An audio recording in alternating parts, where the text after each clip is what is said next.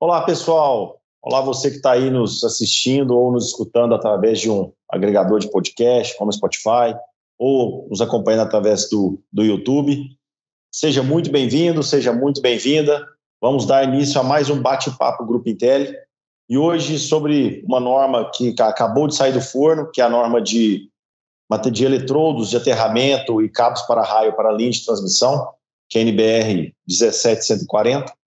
E para conversar sobre ela, nós estamos aqui com o Paulo Edmundo Freire, que já esteve conosco no bate-papo Grupo Intel, falando sobre aterramento para parques solares, de energia solar. Eu vou deixar o link aqui acima. Lá vocês podem assistir o vídeo um pouco, onde ele fala um pouco mais sobre ele, sobre a Paiol Engenharia, uma empresa que ele é proprietário e fundador. E também vou deixar o link aqui do Clube do Eletricista, onde, além do Paulo, nós temos também vários outros profissionais que falam sobre normas, em temas técnicos voltados para o assunto de geração, transmissão de energia e até distribuição, aterramento e tudo mais. Os cursos são grátis, o link vai ficar aqui em cima para vocês acessarem, vai ficar também na descrição desse vídeo. E vamos dar início aqui à nossa conversa sobre a NBR 17140. De novo, a norma que saiu do forno, que vai ser um divisor de águas, acredito que vai ser uma grande mudança no setor de transmissão de energia. Paulo, tudo bem? Como que vai? Tudo bom, Thiago? Cá estamos nós de volta para mais um papo. É um papo muito bom. Papo técnico. E uma norma que você participou e contribuiu bastante, né? Eu fui relator. Eu fui relator dessa norma, né? Só para o pessoal entender, o relator é o cara que escreve. Só que o relator não escreve sozinho. Ele apenas bota no papel o que o comitê decide. O relator também prepara um draft, né, um rascunho da norma e submete ao comitê e a gente discute linha por linha, parágrafo por parágrafo. Então, no final das contas, a norma é um produto coletivo do comitê. E o relator é a figura que bota isso aí, o texto no papel. E ouso dizer aqui que você foi o maior contribuinte para a parte de solos, né? Porque geralmente nós só temos engenheiros eletricistas e você tem formação em geologia, não é isso? Então você contribui muito para a parte de análise do solo para o aterramento, né? Eu puxo a brasinha, né, para o meu lado, né?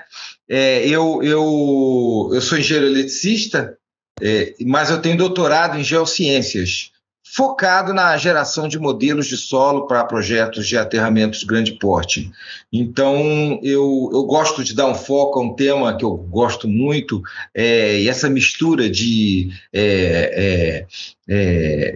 temas, assim, coisas tão diferentes como geologia e engenharia elétrica, que no final das contas existe uma aplicação muito específica para a gente que mexe com aterramento, né? Então, eu gosto de dar um ênfase a esse item, mas, na verdade, a nossa norma é uma norma bastante completa, né? Ela aborda desde ela tem aquela estrutura tradicional da norma, que tem os itens iniciais de escopo, referências normativas, e aí a gente entra num item de conceitos básicos, onde a gente estabelece alguns conceitos importantes para quem faz esse tipo de projeto, e depois a gente entra no texto das normas, a gente começa a abordar as topologias de aterramento, configuração de aterramento, né? O conceito basicamente de contrapeso, né? Que é o sistema de aterramento específico, não vou nem dizer sistema não, é a geometria de aterramento específica para torres e de linha de transmissão, estruturas de linha de transmissão de maneira geral. A gente entra nas atividades preliminares do projeto, do planejamento do projeto, do sistema de aterramento de uma linha de transmissão. A gente aborda, então, as campanhas de medição de resistividade do solo, que você já mencionou, depois a modelagem geoelétrica, projeto, execução, materiais, que é muito importante, porque está muito sintonizado com outra norma aí que está na boca do forno, aí, que é a norma de materiais de aterramento, que você tem uma participação expressiva nessa norma, né? E, finalmente, a gente chega na parte de medição de resistência de aterramento, de impedância de aterramento, e, finalmente, a gente aborda o dimensionamento dos cabos para-raios. Então, a norma, eu diria que ela é uma norma bastante completa.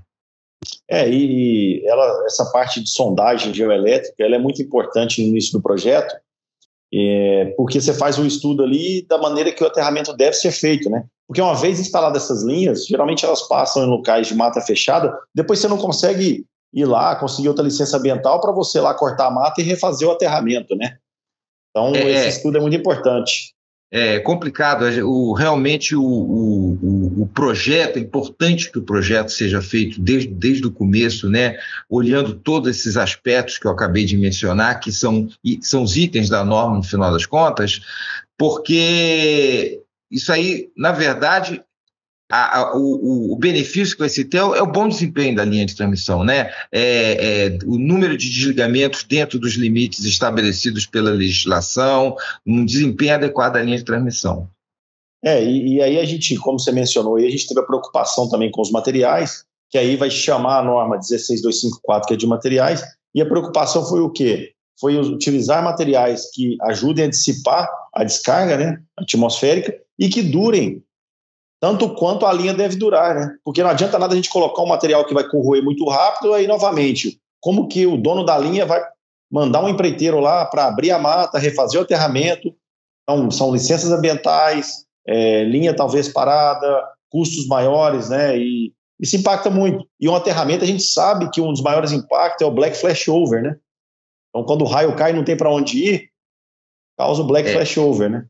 Na verdade, o black flashover é uma consequência de uma resistência de aterramento alta, de resistência de pé de torre alta, onde a gente tem uma reflexão da onda que incidiu, da onda de tensão que cai na torre é corrente. Mas a corrente, vezes a impedância da torre, ela gera uma onda de tensão e ela se reflete no pé da torre, ela volta, e dependendo dessa relação de impedância da torre e impedância de pé de torre, né, a impedância da própria estrutura da torre e a impedância do pé de torre, que é definida pelo aterramento, aí a gente vai ter, então, essa questão da resposta dessa reflexão que pode gerar tensões lá no topo da torre que ultrapassam o nível de isolamento ao impulso da cadeia de isoladores e pode ensejar o tal do back flashover. O que é o back flashover? É o arco que pula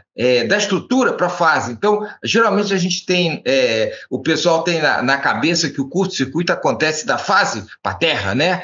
Mas nesse caso não, é da terra para a fase, ao contrário. Por isso que é chamado, não é um flashover, é um back flashover, que vem da terra, na verdade representada pela estrutura, para a fase. E aí acaba que causa desligamentos, né? E todo mundo sabe que a receita da transmissora é percentual de que a linha esteja disponível. A transmissora, ela pode ser penalizada se ela tiver com um número de desligamentos acima do permitido para a categoria de tensão dela. Então, isso aí tem um efeito muito importante no desempenho da linha e do desempenho operacional da linha, mas isso se reflete no desempenho financeiro do operador da linha. Com certeza. E pensando nisso, a gente focou nos materiais de aterramento, pensando, tá lá o aço zinco, tem o aço cobreado, porque a gente sabe que o cobre pode causar furto, né? Devido à atratividade do cobre, a gente manteve materiais que não são tão atrativos ao furto. Então, hoje nós temos o cobre, o aço cobreado e o aço zincado para o aterramento, né? E colocamos as conexões por compressão ou solda. Isso. Existe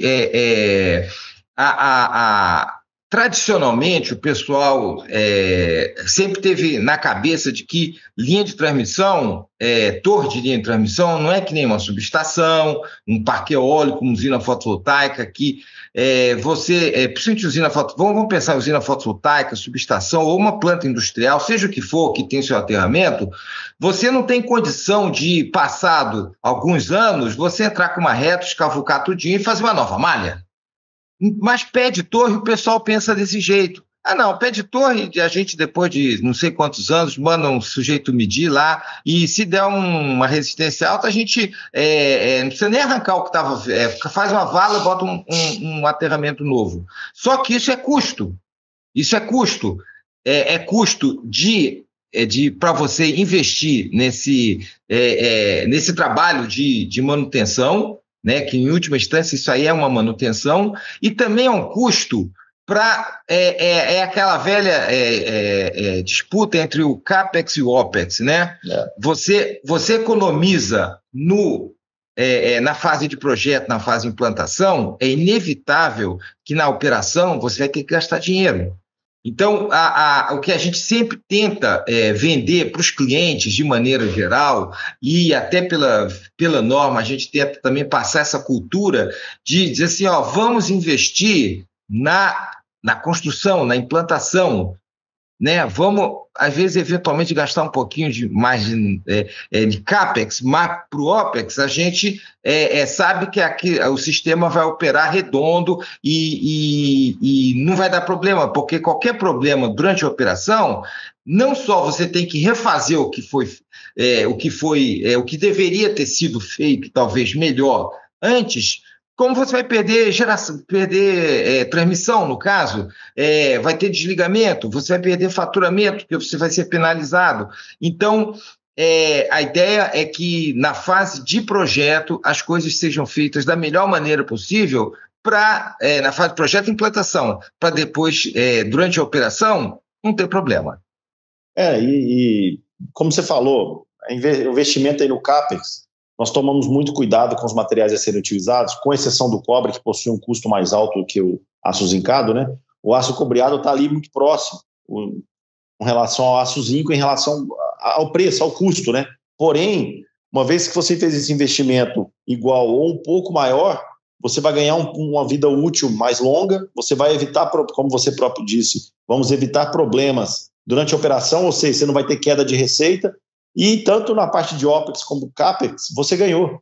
Porque você não vai ter que fazer manutenções lá na frente, você não reduziu a receita e você investiu o mesmo tanto aqui ou um pouquinho a mais para ter todos esses ganhos, né, operacionais. Então, é extremamente válido. E pensamos nisso, que nos preocupamos com a avaliação da linha, né, ao longo da operação. Então, com relação ao aço zinco, nós colocamos ali uma avaliação periódica, né? Porque a gente sabe que o comportamento do aço zinco, quando enterrado, ele corrói mais rápido. O tempo de vida útil dele é mais curto, né?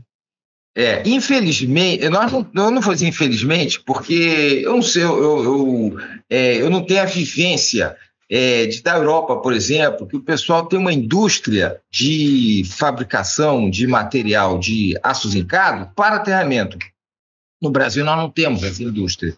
Então, é uma coisa acaba sendo meio improvisada. Utiliza-se um cabo que, na verdade, foi projetado mais para corrosão atmosférica. Acima de tudo, não existem conexões adequadas. Então, eu como projetista, ou eventualmente como fazendo engenharia de proprietário, né? Então dando suporte ao cliente para analisar projetos que ele está recebendo de terceiros, a gente sempre tenta orientar para evitar, na medida do possível, o uso do aço zincado, porque a gente sabe que tem uma vida útil mais curta e que isso aí vai impactar no custo operacional dele adiante.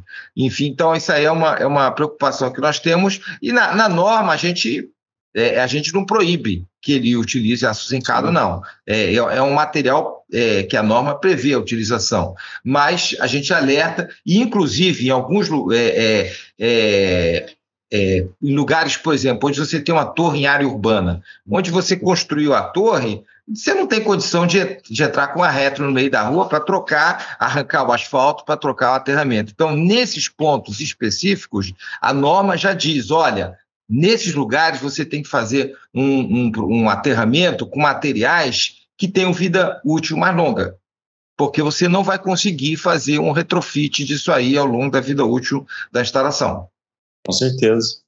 E após cobrirmos toda essa parte do aterramento, né, estrutura, sondagem geoelétrica, os materiais, topologia, que toda essa norma aborda, nós tivemos também o cuidado de pensar na parte aérea, né, que foi o para-raio, que não era... Que depois esses três assuntos, eu diria, né, que é sondagem, para-raio e aterramento, não era muito dissecado na norma de transmissão. Por isso que nós abrimos a comissão para a norma de aterramento e cabos para-raio para a linha de transmissão.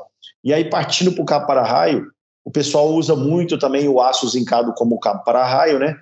E nós colocamos mais algumas opções. E uma delas é o cabo para-raio de aço aluminizado, né? Que tem ganho de condutividade e de leveza. Ou seja, ele estressa menos a torre, é mais leve, né? E aí, como o alumínio é mais condutivo, você ganha também em condutividade, né? E além desses pontos também, corrosão, como você falou, a corrosão atmosférica. O alumínio, para corrosão de brasagem, que é o vento que bate ali e traz poeira, ele é mais resistente do que o zinco, né? Então também o cabo para-raio foi um ganho muito grande nessa norma. O dimensionamento do cabo para-raio, ele se insere numa visão de sistema de aterramento, né? A gente não está focando o aterramento torre a torre, mas a gente está olhando o sistema de aterramento da linha como um todo. Então, esse é o recado que a norma tenta passar, dizendo o seguinte, ao projetista, vamos projetar um sistema de aterramento e não projetar meramente os aterramentos das torres. Sim, sim. E depois de todo o sistema montado, a torre ainda não está energizada, não está transmitindo, a gente recomenda também a medição, né? Do sistema de aterramento torre a torre. Sim. E do todo o sistema, né? Sim, sim. A norma aborda bastante essa questão das medições com os equipamentos que existem no mercado. A gente sabe que houve até propostas de pessoal ligado à universidade para já colocar umas técnicas novas de medição que o pessoal está pesquisando, mas a gente sempre procura se ater muito à realidade do mercado, né? A gente olha para frente naturalmente, mas a gente tem que trabalhar com o que existe no mercado. Então, a gente abordou as medições tanto com termômetros convencionais, termômetro de alta frequência, resistivímetro. Então, a gente abordou as técnicas de medição com os equipamentos que o mercado já conhece e está acostumado a trabalhar. Sim. Eu acho que essa norma não ficou uma norma muito extensa, é uma norma fácil de ser entendida, e uma norma que vai trazer vários ganhos para o setor, né? E os principais ganhos é esse: tempo de vida útil do aterramento, os cabos para-raios que conduzem mais, são mais leves, e a manutenção dos produtos que já existiam, que já são utilizados para o mercado. O ponto que fica aí é a atenção para a aferição da malha, dependendo do produto que você for utilizar, utilização de materiais que não causem pilha galvânica, por exemplo, você usar cobre com aço zincado, conectores de aperto também, nós tiramos isso, né, visando sempre a prolongar a vida útil do aterramento. Então, é uma norma que é um divisor de águas que vai mudar bastante, e aí, novamente, eu convido vocês aqui a deixarem o like no vídeo, compartilhar esse conteúdo e nos ajudar a espalhar esse conhecimento, espalhar essa norma para melhorarmos a qualidade das linhas de transmissão do nosso país, que já são muito boas, porém podem ser muito melhores, né, Paulo? A gente pode sempre progredir, né? Eu diria que existe um conceito que se diz que uma norma em primeira versão é sempre uma norma que é uma norma que precisa ser revisada, digamos, num horizonte relativamente curto, porque dificilmente a gente, numa primeira edição da norma, já vai fazer uma norma, sabe, muito boa. Mas eu diria que, no caso dessa norma aqui, a gente talvez tenha chegado muito próximo de uma norma muito boa. Ela é uma norma em primeira edição, porém é uma norma que foi bastante discutida, a gente ficou 2 anos discutindo essa norma, e a gente tem uma norma, então, que eu diria que é de alta qualidade.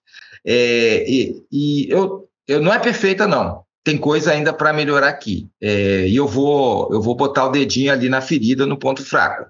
O complicado são os solos de alta resistividade, né? Você sabe muito bem, essa expansão para a região centro-oeste, nordeste, onde os solos têm alta resistividade, elas geram desafios novos, tanto em termos de projeto de aterramento, como projetos com medição. Depois, tanto a parte de medição de resistividade do solo especificamente e a parte de medição de resistência a aterramento ficam muito dificultadas em função do solo de alta resistividade, dos aterramentos que os contrapesos acabam sendo muito longos e é difícil você medir. Um aterramento de contrapeso curto, de 15 metros, coisa desse tipo, é fácil medir. Agora, você pega um aterramento com um contrapeso de 100 metros para cada lado, é muito difícil você medir. Então, nesse aspecto, eu não vou dizer que a norma peca, porque, na verdade, o mercado ainda está tateando as soluções. Eu, particularmente, tenho algumas propostas de solução,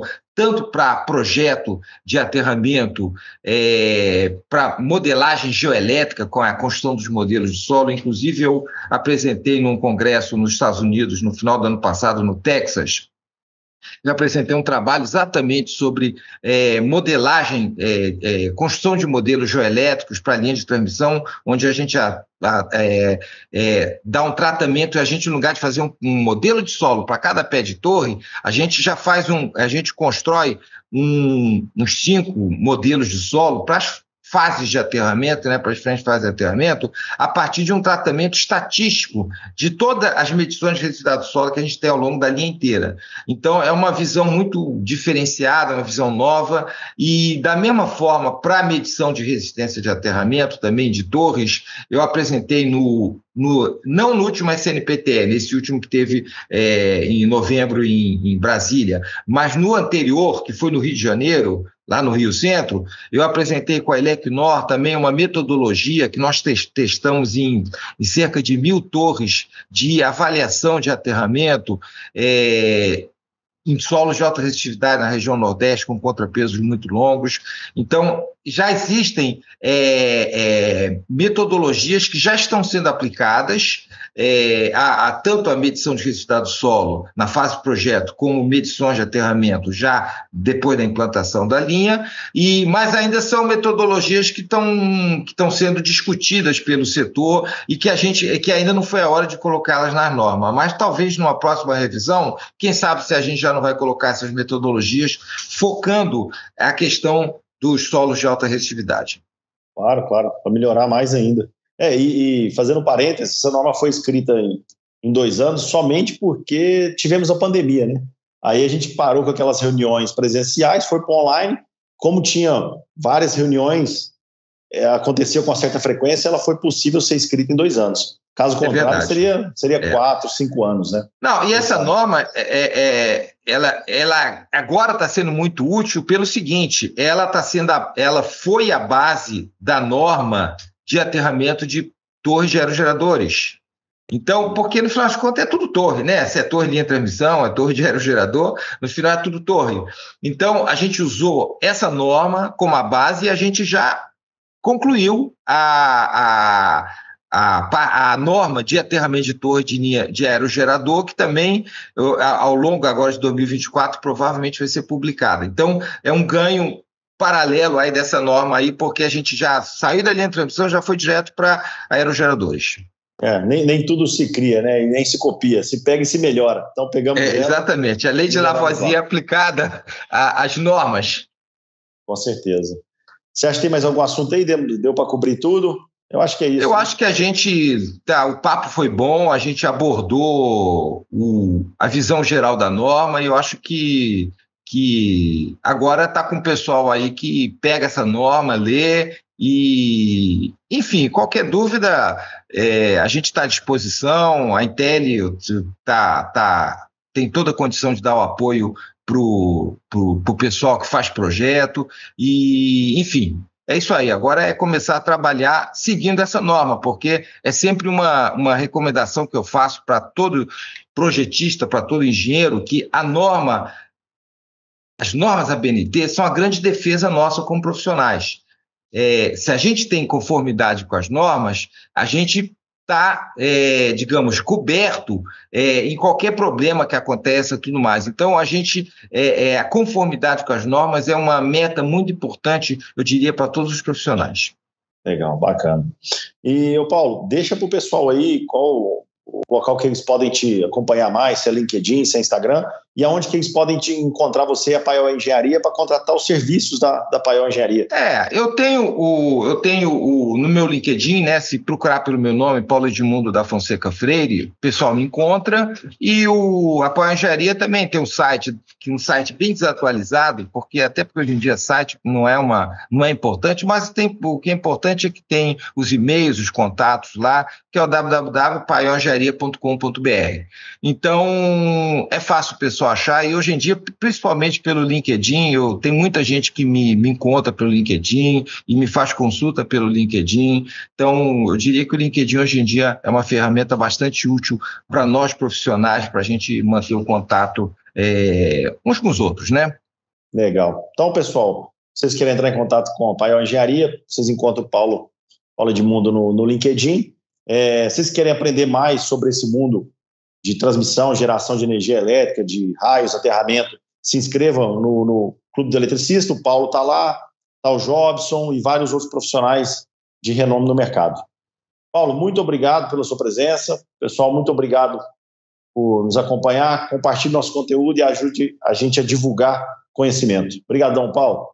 É isso aí, Thiago. Eu agradeço a Intel por mais essa oportunidade de estar aí compartilhando conhecimento. E é isso aí, pessoal. Fica de olho aí nas novidades. Um abraço. Um abraço.